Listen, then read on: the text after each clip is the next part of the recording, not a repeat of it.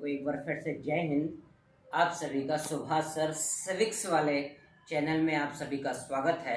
आज हम डीपीएसपी के क्रम में यानी डीपीएसपी यानी राज्य के नीति निर्देशक तत्व DPSP directive principles of state policy DPSP के अंतर्गत आज हम अनुच्छेद 40 की बात करेंगे। किसकी बात करेंगे? अनुच्छेद 40 की।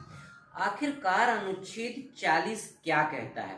भारतीय संविधान का अनुच्छेद 40 जो नीति निर्देशक तत्व यानी एक जरूरी तत्व के रूप में रखा गया है, जो राज्य सरकारों को लागू करने के लिए बाध्य तो नहीं करता, ये अनुच्छेद 36 से 51 तक, लेकिन समय के अनुसार स्थिति सुधरने के बाद इसे लागू करना राज्यों का एक कर्तव्य हो जाता है। तो इन्हीं कर्तव्यों में सबसे प्रमुख कर्तव्य एक अनुच्छेद 40 के अंतर्गत, जिसमें गांव के ग्राम पंचायतों के संगठन और उसको एक स्वायत्त शासन की इकाइयों के रूप में विकसित करने की बात कही गई है। यानी आपसे कोई पूछे कि भारत के संविधान के अनुच्छेद 40 में क्या है, तो उसके उत्तर में आप बताएं कि इसमें जो है आर्टिकल 40 में विलेज पंचायत के संगठन की बात है, यानी विलेज पंचायत के गठन की बात की गई है। किसको की गई है? ये डायरेक्ट्स करते हैं किसको? राज्य को। यानी in Indian constitution article 40 directs to states, state को ये डायरेक्ट करता है, निर्देशित करता है, आदेशित करता है। कौन? आर्टिकल 40। किस लिए? संगठन बनाने के लिए। विलेज पंचायत किसके लिए? विलेज की पंचायतों के गठन की बात करता है। सिर्फ उसके गठन की ही नहीं, उसे इस तरह से डेवलप करने की बात करता है ताकि वो स्थानीय स्तर पर अपनी जो नीतियां बना सकें, अपने नियम बना सकें और उस नियमों, कायदों, कानूनों को संवैधानिक दायरे में रहते हुए लागू कर सकें, यानी स्थानीय प्रशासन चला सकें। तो ये सबसे प्रमुख बात है, ग्राम पंचायतों का गठन करना। भारत के संविधान का आर्टिकल 40 ये आदेशित, निर्देशित करता है, निर्देश देता है, आदेश नहीं निर्देश देता है। किसको? सभी राज्य को, जो भी अपने आप में राज्य है, चाहे वो भारत सरकार हो, चाहे वह केंद्र सरकार हो, भारत सरकार केंद्र सरकार हो, या स्टेट की गवर्नमेंट हो, उनको ये निर्देश देता है आर्टिकल 40 कि आप आम जनता की पहुंच के लिए ग्राम पंचायतों का गठन करेंगे और उन ग्राम पंचायतों को आप अधिकार देंगे, संसाधन देंगे, ताकि सिर्फ अधिकार से काम नहीं चलेगा, उन्हें संसाधन भी देंगे, आर्थिक सहयोग भी देंगे, और उस आर्थिक सहयोग और संसाधनों को उन्हें आप ये अधिकार देंगे कि वो अपने ग्रामीण स्तर पर, अपने पंचायत स्तर पर, अपने पंचायत के रहने वाले लोगों के कल्याण के लिए योजनाओं पे काम कर सके। तो कहने का मतलब पंचायतों का गठन, उन्हें स्वायत्त संगठन बनाना, उन्हें अधिकार देना, उन्हें संसाधन देना और संशासन दे करके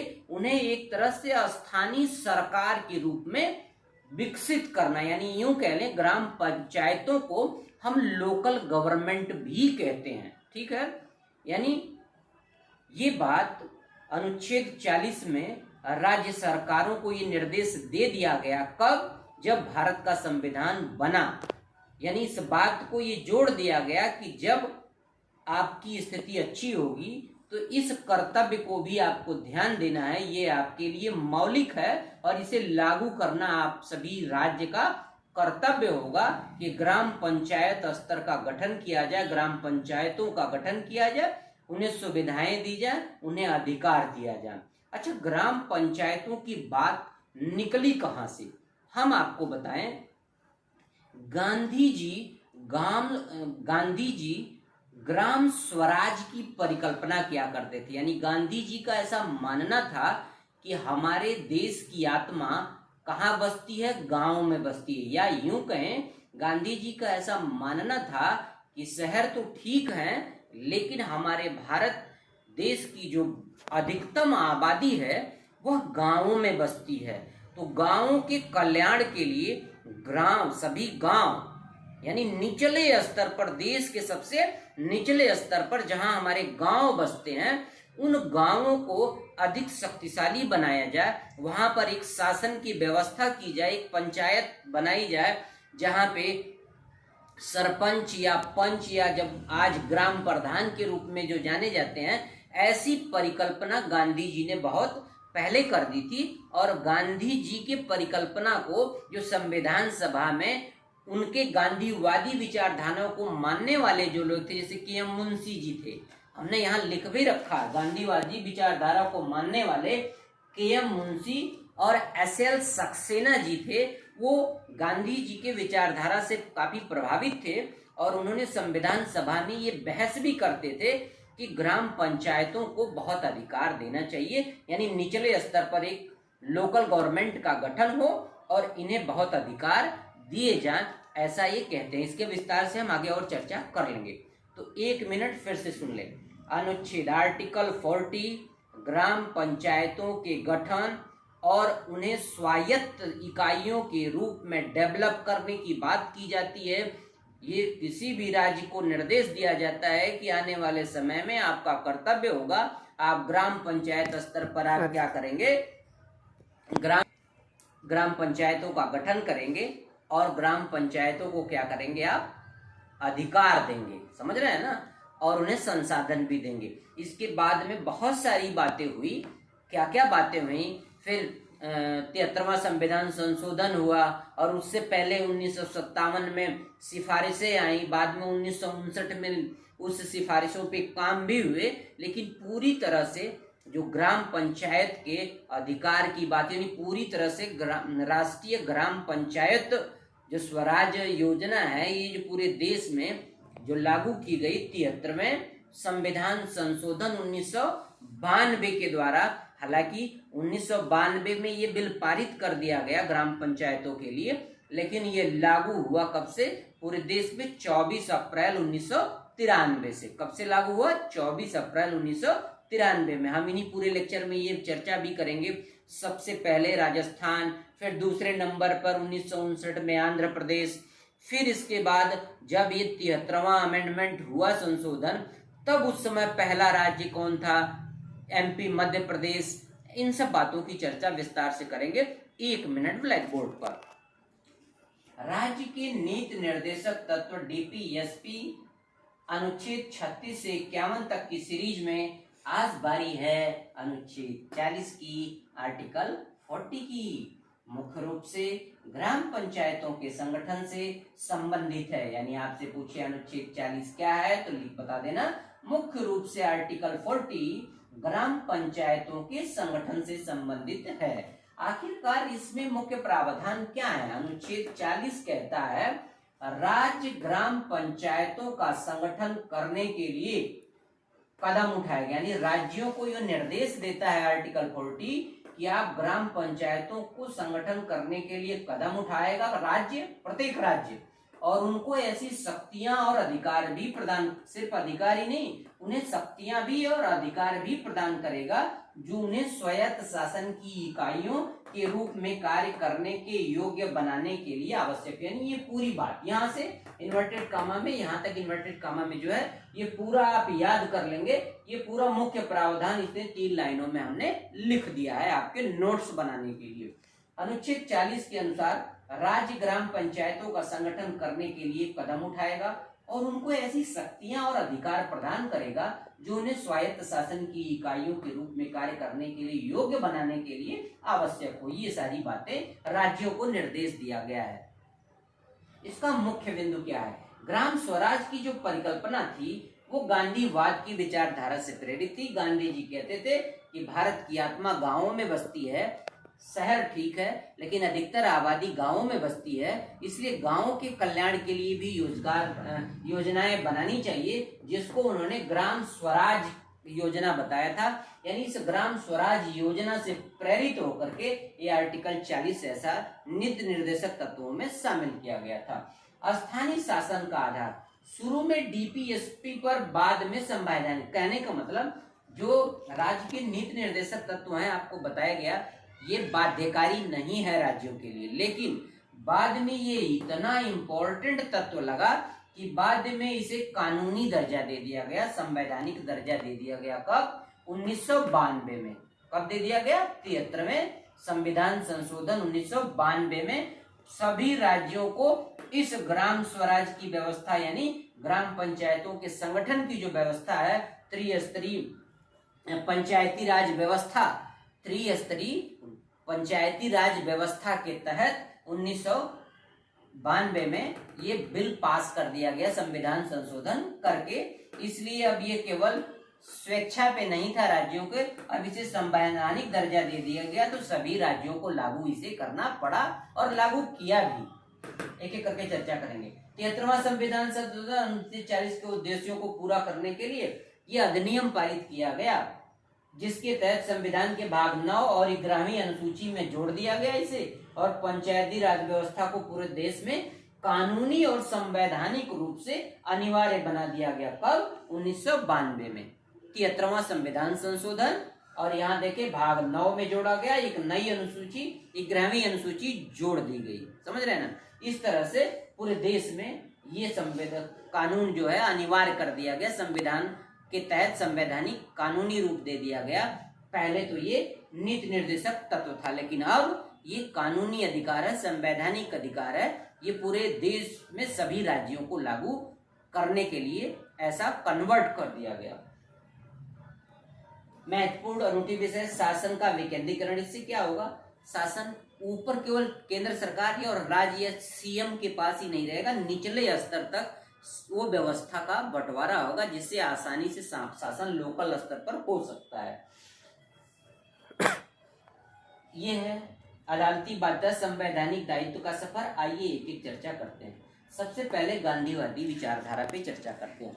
यानी ये जो अनुच्छेद है जिसमें ग्राम स्वराज की बात की गई है, पंचायती संगठन की बात की गई है, ये गांधीवादी विचारधारा से प्रेरित ऐसा माना जाता है। क्यों? क्योंकि गांधी जी का ये सपना था कि भारत के गांव भी खुशहाली और तरक्की के रास्ते पे आए, और ये शहरों की तरह लोकल जो शासन प्रशासन होता है, जो उनकी तरह ये लोकल गवर्नमेंट यहाँ काम करे, और इनके भी तरक्की खुशहाली और इनके भी सुख सुविधाओं का ध्यान रखा जाए, जिनको उनको वही लोकल स्तर पर पूरा करने के लिए एक बॉडी, गवर्नमेंट बॉडी बना दिया जाए, जिसे हम वर्तमान रूप में ग्राम पंचायत या जिला पंचायत, समझ रहे हैं, इन रूपों में देखते हैं। तो गांधी जी की विचारधारा से ये प्रेरित है। ग्राम स्वराज योजना के तहत ये वहीं से प्रेरित है, और बाद में इसे 1993 में पूरे देश में त्रिस्तरीय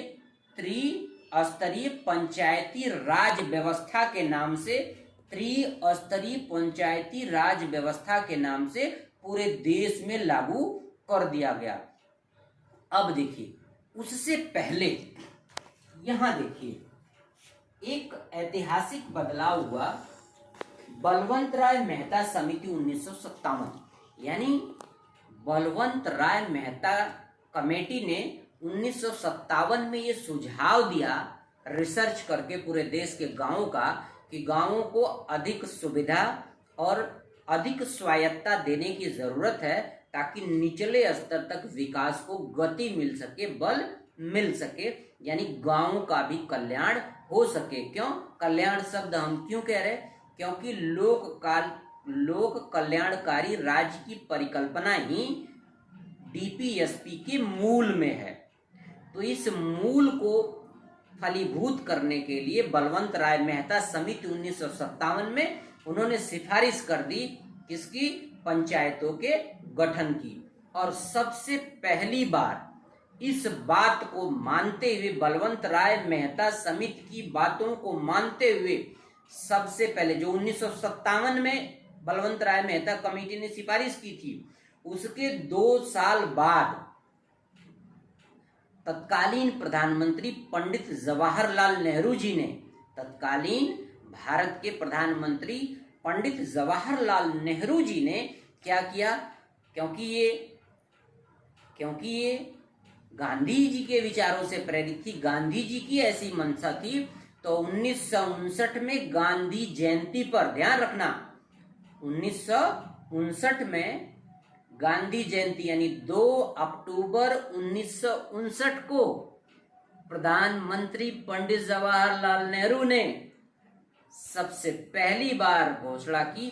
जो पहला गांव हुआ ग्राम पंचायत की, जो जहां से ग्राम पंचायत की शुरुआत हुई, वो नागौर, राजस्थान के नागौर जिले, कहां से,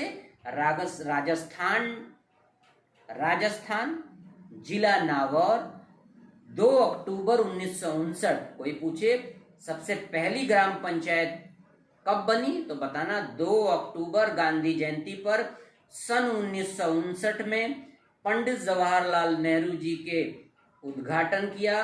किस चीज का? नागौर जिले को, राजस्थान में जो पड़ता है, सबसे पहली ग्राम पंचायत व्यवस्था का शुरुआत वहां से हुई।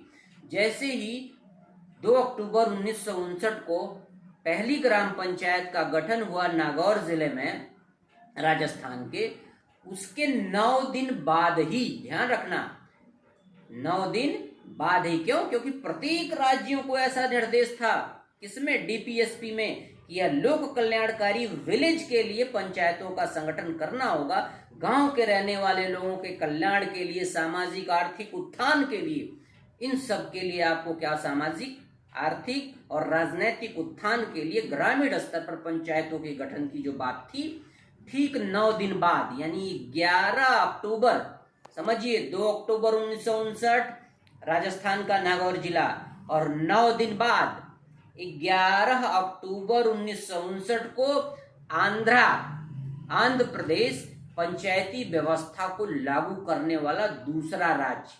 ठीक है, फिर इसके बाद आप पूछेंगे फिर तीसरा या आखिरी कौन है, तो हम बताएं, जब यह देखा गया कि यह बहुत ही लोक कल्याणकारी आर्टिकल है 40, तो भारत सरकार के तत्कालीन प्रधानमंत्री पीवी नरसिम्हा राव, यानी भारत सरकार के तत्कालीन प्रधानमंत्री नरसिम्हा राव ने त्रिस्तरीय पंचायती राज व्यवस्था, मतलब राष्ट्रीय ग्राम पंचायत व्यवस्था के तहत 73वां संविधान अमेंडमेंट किया 1992 में। कब किया? 1992 में। यानी 1992 में 73वें संविधान संशोधन के द्वारा इसको कानूनी और संवैधानिक अधिकार बना दिया गया। किसको? इस डीपीएसपी को। जबकि डीपीएसपी राज्यों की इच्छा पर निर्भर होते थे, लेकिन यह बहुत ऐतिहासिक काम हुआ 1992 में, जब 73वां संविधान संशोधन किया गया, तो भाग 9 में अनुसूची 11वीं जोड़ी गई। समझिए बात को, भाग 9, संविधान के भाग 9 अनुसूची 11 में 243 अनुच्छेद, समझिए बात को, किस अनुच्छेद? 243 अनुच्छेद में इस पंचायती राज व्यवस्था को राष्ट्रीय पंचायती त्रिस्तरीय ग्राम पंचायत, राष्ट्रीय पंचायत जो व्यवस्था थी, उसको पूरे देश में लागू करने के लिए बिल पास कर दिया गया। कब पास किया गया? ये आप देखें, त्रिस्तरीय पंचायत राज व्यवस्था, त्रिस्तरीय पंचायत राज व्यवस्था संविधान संशोधन 73वां 1992 भाग 9 अनुसूची 11 में यह व्यवस्था दी गई कि डीपीएसपी की जो ये व्यवस्था है, अब से यह स्वैच्छिक नहीं है, यह सभी प्रदेशों को अपने अपने राज्यों में लागू करना पड़ेगा। इसे अनुच्छेद 243 में जोड़कर क्या कर दिया गया? इसे संवैधानिक और कानूनी दर्जा दे दिया गया कि ये पूरे भारत के अंदर सभी स्टेट को ये जिम्मेदारी दी जाती है कि अपने अपने स्टेट में, अपने अपने प्रदेश में ग्राम पंचायत यानी त्रिस्तरीय ग्राम पंचायत का गठन करें। तो अब देखिए, 1957 में सिफारिश से पहला जो ग्राम पंचायत वाला व्यवस्था लागू किया वो था नागौर जिला राजस्थान का। फिर दूसरा कौन बना उसी समय 1959 में, प्रधानमंत्री पंडित जवाहरलाल नेहरू के ही शासनकाल में, वो बना आंध्रा। कौन बना?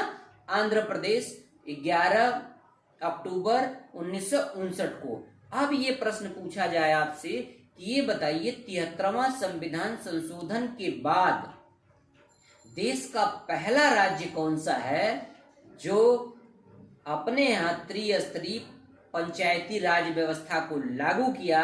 तो याद रखना उसका उत्तर होगा 1992 में, जब ये संविधान संशोधन हो गया, इसे संवैधानिक और कानूनी अधिकार बना दिया गया, ये बिल पास हो गया। तो 24 अप्रैल 1993 से, कब से? 24 अप्रैल 1993 से यह कानून पूरे देश में समान रूप से सभी प्रदेशों पर लागू हो गया। बिल पास हुआ 92 में और लागू कब से हुआ? 24 अप्रैल 1993 से। और इसी लागू होते ही पूरे देश में जो एमपी था, कौन था? एमपी यानी मध्य प्रदेश। मध्य प्रदेश 1993 में उस समय के तत्कालीन मुख्यमंत्री दिग्विजय सिंह, उस समय मध्य प्रदेश के मुख्यमंत्री कौन थे? दिग्विजय सिंह। 1993 में जब ये चुनाव होके आए, उससे पहले तो राष्ट्रपति शासन था, लेकिन जब चुनाव होके ये जीत के आए तो 1993 में पंचायती राज व्यवस्था लागू करने वाला 1993 में पहला राज्य बना मध्य प्रदेश। पहला राज्य कौन बना? मध्य प्रदेश। याद रखना। प्रधानमंत्री कौन थे उस समय? PV Narasimha Rao, PV Narasimha Rao. और एमपी के मुख्यमंत्री कौन थे? दिग्विजय सिंह, कांग्रेस के थे। और जब उस समय 1959 में नागौर राजस्थान में और आंध्रा में जब ग्राम पंचायत की शुरुआत हुई तो उस समय प्रधानमंत्री थे पंडित जवाहरलाल नेहरू। और उन्होंने पहला जो शुरुआत किया था वो 2 अक्टूबर पर किया था, 2 अक्टूबर 1959 को, गांधी जयंती पर। क्यों? क्योंकि ये गांधी जी की ही परिकल्पना थी ग्राम स्वराज की। ग्राम को, विलेज को, गांव को पूरी तरह से राज दे दो, पाठ दे दो, वो पूरी तरह से स्वतंत्र रहे, उनके पास ऐसी शक्तियां हो, ऐसे अधिकार हो कि वो अपने गांव में रहने वाले लोगों के कल्याण के लिए योजनाएं बना सकें, उस पे काम कर सकें, ताकि वहां के रहने वाले लोगों का जीवन सामाजिक, राजनैतिक और आर्थिक रूप से क्या हो? उन्नत हो सके। तो इन सब बातों को आप ध्यान रखिएगा। ये है अनुच्छेद आर्टिकल 40। इसमें कुछ बातें मैं और अभी बता दूं जो ब्लैक बोर्ड पे लिख रखा हमने, आप कहेंगे चर्चा में छूट गया। ब्लैक बोर्ड पे हम इतनी सारे बातें इसलिए लिख देते हैं कि लेक्चर से जो बातें आप भूल जाएं, अगर आप चाहें तो इसको हमारे ब्लैक बोर्ड से आप नोट्स बना सकते हैं, और वो नोट्स आपके लिए परीक्षा उपयोगी होगी। चाहे एकेडमिक परीक्षा हो, आपके पास सब्जेक्ट हो सिविक्स का, पॉलिटिकल साइंस का, और कोई भी सुने ये तो आपके जीवन के लिए जरूर, नागरिक जीवन के लिए जरूरी है। और दूसरा, जो भी प्रतियोगी परीक्षाएं होती हैं, IAS, PCS, SSC, GD, CGL, या यूं कह लें आप कि रेलवे आदि कोई भी, या पुलिस की परीक्षा हो या आर्मी अग्निवीर की परीक्षा हो, ये नोट्स हमारे जो संविधान से हम बताते हैं आपको, ये हर प्रतियोगी परीक्षाओं के लिए उपयोगी है। और ये पूछे भी जाते हैं, आप उठा के देखेंगे तो पिछले सत्रों में, पिछली परीक्षाओं में, बड़ी से बड़ी परीक्षाओं में ये पूछे जाते हैं, इसलिए इंपॉर्टेंट है। इसलिए मैं इतना ब्लैक बोर्ड लिख देता हूं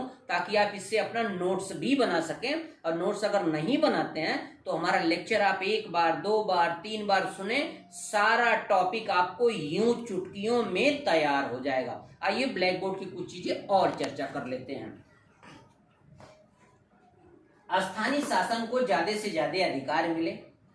संवैधानिक दर्जा क्यों? क्योंकि डीपीएसपी में पहले यह राज्यों की इच्छा पर निर्भर था, लेकिन संविधान संशोधन करके इस बात को, किसको? पंचायतों के गठन को संवैधानिक और कानूनी अधिकार बना दिया गया। ठीक है। 73वां संविधान संशोधन, इसकी चर्चा हमने करी ली विस्तार से, भाग 9 11वीं अनुसूची में जोड़ करके क्या कर दिया गया, इसे संवैधानिक रूप बना दिया गया और 1992 में बिल पास हुआ और 24 अप्रैल 1993 से ये पूरे देश में त्रिस्तरीय पंचायती राज व्यवस्था लागू हो गई। ये जीके के प्रश्न है। 24 अप्रैल 1993 से पूरे देश में त्रिस्तरीय पंचायत राज व्यवस्था लागू हो गई। तत्कालीन प्रधानमंत्री उस समय कौन थे, पीवी नरसिम्हा राव। और पहला राज्य कौन था 1993 में लागू करने वाला, मध्य प्रदेश। कौन थे उसके मुख्यमंत्री, दिग्विजय सिंह। अब देखिए पूरा देश हो गया। ये महत्वपूर्ण चीजें, शासन का विकेंद्रीकरण। ये शासन के विकेंद्रीकरण से क्या था, डिसेंट्रलाइजेशन ऑफ पावर, यानी जैसे दिल्ली में बैठी सरकार या लखनऊ में बैठी सरकार या किसी भी प्रदेश के राजधानी में बैठी हुई सरकार प्रत्येक गांव के अंदर क्या क्या मूलभूत जरूरतें हैं, क्या क्या वहां पे कमियां हैं, क्या क्या चीजें होनी है, ये वहां लखनऊ में या दिल्ली में या किसी भी स्टेट के राजधानी, प्रदेशों की अपनी अपनी राजधानियां हैं, राजधानी में बैठा हुआ जो पावर है वह निचले स्तर तक सारी चीजों को देख नहीं पाएगा। इसलिए गांधी जी की परिकल्पना थी और संविधान निर्माताओं ने ये कहा कि सत्ता का, पावर का विकेंद्रीकरण, मतलब निचले स्तर तक पावर पहुंचेगी और आम आदमी का इससे भला होगा पूरे ग्रामीण स्तर पर। ताकत वहीं रहे, यहाँ कुछ भी न रहे, यहाँ कुछ नहीं कर पाएंगे निचले स्तर पे। इसलिए लोकल गवर्नमेंट को, ग्राम पंचायतों को लोकल गवर्नमेंट भी कहते हैं। ग्राम पंचायतों में आपकी त्रिस्तरीय ग्राम पंचायत व्यवस्था में ग्राम पंचायत, क्षेत्र पंचायत, जिला पंचायत, ये आपके त्रिस्तरीय ग्राम पंचायत में आती है। क्षेत्र पंचायत, जिला पंचायत और ग्राम पंचायत, यानी क्षेत्र पंचायत, ग्राम पंचायत और जिला पंचायत, ये त्रिस्तरीय ग्राम पंचायतें निचले स्तर पर क्या करती हैं, लोक कल्याणकारी योजनाओं को वहां निचले स्तर पर बैठे हुए लोगों को बनाती हैं, लागू करती हैं। और अब आप देख भी रहे हैं कितना बढ़िया ग्राम प्रधान, बीडीसी और जिला पंचायत सदस्य अपने अपने क्षेत्रों में काम करते हैं। फिर जिला पंचायतों की एक जिला पंचायत अध्यक्ष होती हैं जो जिले की प्रथम नागरिक होती हैं। तो ऐसे निचले स्तर तक डेवलपमेंट हो, सामाजिक, आर्थिक और राजनीतिक चेतना आए, सामाजिक, आर्थिक और राजनीतिक न्याय मिल सके। किसको, भारत के सबसे गांवों में रहने वाली जनता को भी। इस उद्देश्य को ये पूरा कर रहा है। ठीक है, अगला देखिए, ऐतिहासिक बदलाव।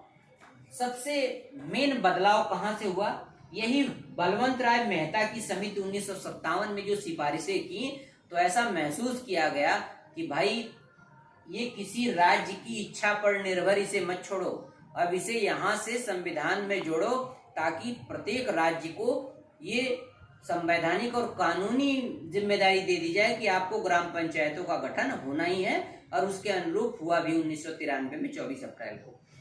फिर देखिए यहाँ पे स्वायत्तता, क्षेत्र के विकास और निर्णयों के लिए स्वतंत्र और सक्षम बनाना। कहने का मतलब जो वहां पे ग्राम पंचायत स्तर पे लोकल बॉडीज होगी, लोकल अथॉरिटीज होगी, उसको पूरा अधिकार दो, उसको पूरी ताकत दो, उसको पूरा संसाधन दो कि वो जरूरत के हिसाब से निर्णय भी ले सके और जरूरत के हिसाब से खर्च भी कर सके और जरूरत के हिसाब से इन योजनाओं को लागू भी कर सके, ताकि निचला जीवन स्तर रहने वाले ग्रामीण स्तर तक में डेवलपमेंट देश का पहुंच सके। क्योंकि गांव में भारत की आत्मा बसती है। गांधी जी कहा करते थे भारत गांवों का देश है, यानी ज्यादा से ज्यादा जनता कहाँ बसती है, गांवों में बसती है। अब तो शहर भी बहुत हो रहे, सब लोग जो थोड़ी सी स्थिति ठीक हो रही है अब शहर में कस्बों में आना शुरू कर दिए, लेकिन गांव आज भी है भाई, रीढ़, आज विलेज, गांव आज भी रीढ़ है हमारे देश की, ये मानना पड़ेगा। और हमारे संविधान निर्माताओं ने बहुत पहले सोच लिया था, गांधी जी ने उससे पहले सोच लिया था कि हमारे ग्राम स्वराज की जो परिकल्पना थी, जो अनुच्छेद 40 में गांधी जी की ग्राम स्वराज की प्रेरणा को जोड़ा गया, ये सब संविधान निर्माताओं ने भांप लिया था और आज उसके असर दिख भी रहे। कितने विद्वान और कितने दूरदर्शी थे हमारे पूर्वज। सोचिए उस समय जब हमारे पास संसाधन भी नहीं था, 47 में हम आजाद हुए, हमारे पास कोई ग्राम पंचायत थी ही नहीं, फिर भी सोचिए हमारे पूर्वज संविधान सभा के जो निर्माता थे, जो संविधान सभा के लोग थे, बाबा साहब मुख्यतः आप नाम ले सकते हैं, कोई गुरेज नहीं है इसमें, हमारे जो पूर्वज थे, इन्होंने, गांधी जी ने तो उससे पहले सोच लिया तो उनकी सोच को के मुंशी, श्रीवास्तव जी आदि लोगों ने संविधान सभा में रखा, बहस का मुद्दा बनाया, केंद्र बनाया और उसको क्या करा, संविधान में नीति निर्देशक तत्वों में इस बात को जुड़वाया भी। तो ये सब चीजें देखिए, कभी कल्पना कीजिए तो उन दिनों कितने दूरदर्शी थे हमारे पूर्वज जो संविधान सभा में बैठे थे, जिन्होंने ऐसी ऐसी बातें लिख दी कि हम रहे या ना रहे लेकिन हमारा देश तो रहेगा ना, और जब देश रहेगा तो ऐसी ऐसी बातें सभी राज्यों को दे दी गई कि जैसे जैसे आप शक्तिशाली होते जाना, जैसे जैसे आपके पास रुपए पैसे आर्थिक स्थिति अच्छी होती जाए, अपने देश में इन बातों को लागू करना। हम बातें बता के जा रहे हैं आपको अलग से कुछ सोचना नहीं है, केवल हमारी इन बातों को धीरे धीरे आर्थिक स्थिति के आधार पर लागू करते जाना। देखना आपका राज्य, आपका जो क्षेत्र होगा, आपका जो स्टेट होगा, चाहे वो केंद्र, भारत, कोई प्राधिकरण, कोई भी हो, एकदम राम राज्य स्थापित होने की बात है। सच में यार, हम लोग कितने भाग्यशाली हैं कि हमारे ऐसे पूर्वज थे संविधान सभा में जिन्होंने देश के लिए इतनी अच्छी बातें लिख दी। भैया देश तो रहेगा ना, अब नहीं लागू कर रहे हो कोई बात नहीं, आने वाले समय में लागू करके तो देखना। अब ये इसका परिणाम हमारे सामने आ भी रहे। गाँव में भी सारी सुविधाएं, नालियां हैं, सड़कें हैं, शौचालय हैं, समझ रहे हैं, विद्यालय हैं, अस्पताल हैं, स्टेडियम खुल रहे हैं गांव में। ये किसके कारण खुल रहे हैं? आर्टिकल 40-73 संविधान संशोधन 1992, 24 अप्रैल 1993 में जो पूरे देश में पंचायती त्रिस्तरीय व्यवस्था लागू कर दी गई और ग्राम पंचायतों को अधिकार दे दिया गया, लोक कल्याणकारी ग्राम की स्थापना करो। इन सब के तहत आज गांव भी दिखता है, इन सब चीजों के लोक कल्याणकारी व्यवस्था का एक भाग दिखता है। कोई गांव तो ऐसे हैं जो सुविधाओं में शहरों को टक्कर दे रहे हैं, तो उसमें किसका योगदान है? हमारे संविधान निर्माताओं का योगदान है। हमारी वर्तमान के जो लोग काम कर रहे हैं, सरकारें, उनका योगदान तो वही है, लेकिन ये दिशा दिखाने का, ये रास्ता बताने का जो योगदान था, उस पे आज हम काम करके आगे बढ़ रहे हैं। आगे देखिए,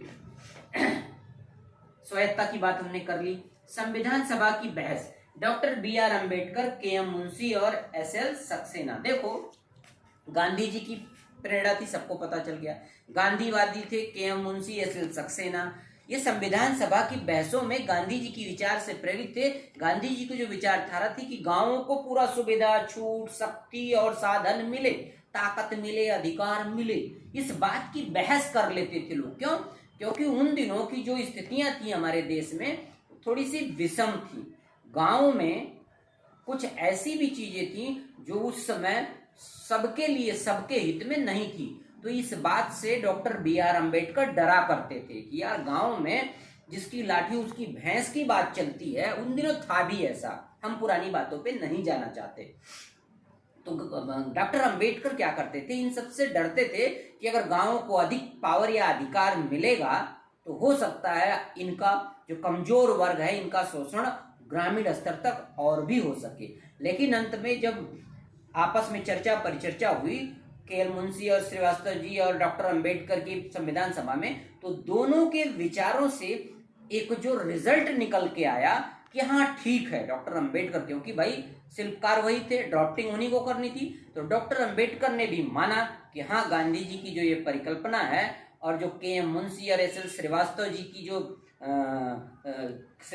के.एम. मुंशी और एस.एल. श्रीवास्तव जी का जो सुझाव है, गांधीवादी विचारधारा के आधार पर ग्राम स्वराज योजना के तहत गांवों को पूरी आजादी, अधिकार, शक्ति, संसाधन देने की, इस पे सहमति बनी और आर्टिकल 40 में उसे नीति निर्देशक तत्वों के तहत जोड़ दिया गया और बाद में इसे 1993 में, 24 अप्रैल 1993 में पूरे देश में लागू कर दिया गया।